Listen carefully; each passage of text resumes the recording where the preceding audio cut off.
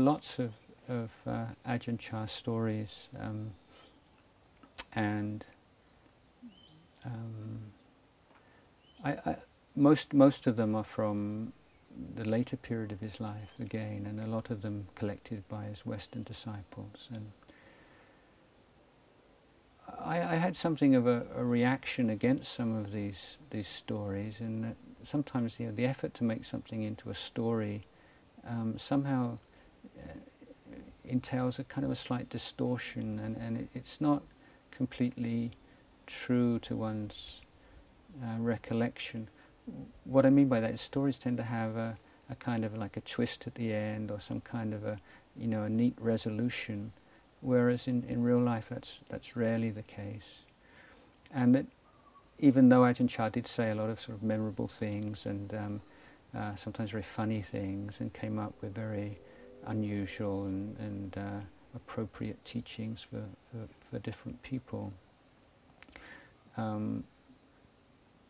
the memory of most people who lived with him over a period of years is not of those sort of funny, wise sayings, but of a general atmosphere of training, and of the Dhamma talks that Ajahn Chah would give on a regular basis. They would be 70–80% concerned with just everyday life in the monastery, and rules of discipline, and the looking after the kutis, and sweeping the paths, and keeping the toilets clean, and how senior monks should relate to younger monks, and how to be restraining your senses on alms round, and not being greedy when you're taking food, and all these kind of really basic, down-to-earth kind of concerns.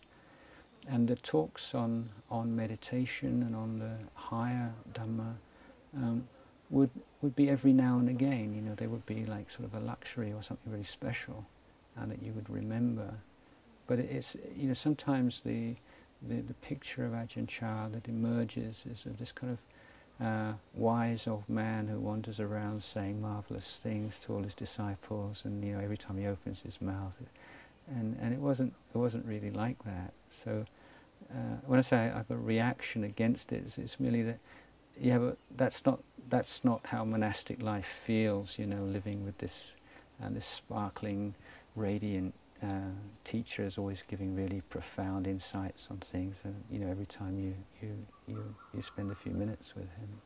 So I'm more interested in pointing out some of the basic underlying themes, and that we can see being expressed in the way that he taught people, the values that he stressed, and so one thing that makes him stand out, or distinguishes him from many teachers, is his refusal to talk about his own attainment, even with monks.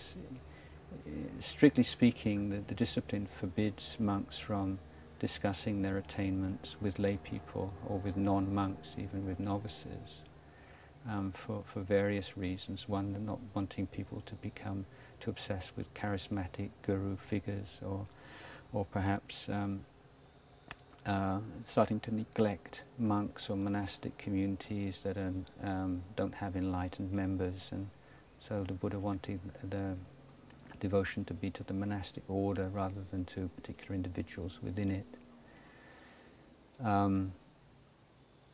So that's already forbidden, but still, monks will often refer to it obliquely, and also the whole area around psychic powers, which many monks of this level do possess.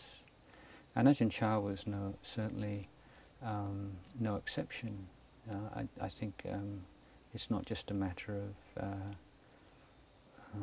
wishful thinking, or just thinking your teacher's wonderful and interpreting certain things he does and says, well, that's magical and special. But I mean, there are some very clear examples which I think even the most skeptical person would have difficulty refuting. And I don't think, for me, that's not so much the issue. Well, what's important for me is that Ajahn Chah would downplay this kind of stuff and not talk about it, and not try to use it as a means of inspiring people at all. He felt that it was dangerous for people to get sort of interested and involved in practicing in order to get psychic powers.